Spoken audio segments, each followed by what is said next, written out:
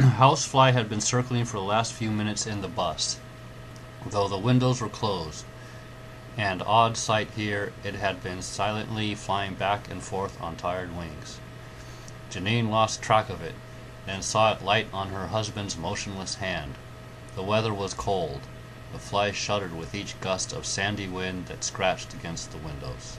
In the meager light of the winter morning, with a great fracas of sheet metal and axles, the vehicle was rolling, pitching, and making hardly any progress.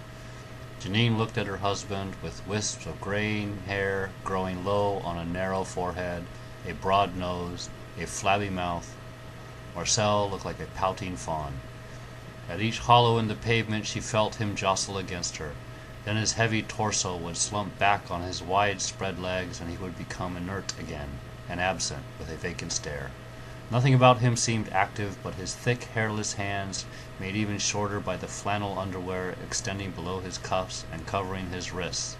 His hands were holding so tight to a little canvas suitcase set between his knees that they appeared not to feel the fly's halting progress. Suddenly the wind was distinctly heard to howl, and the gritty fog surrounding the bus became even thicker.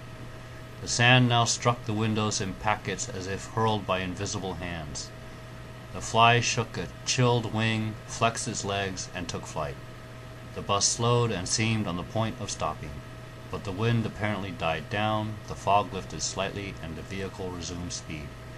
Gaps of light opened up in a dust-drowned landscape. 2 or 3 frail, withered palm trees, which seemed cut out of metal, flashed into sight in the window only to disappear the next moment. "What a country," Marcel said.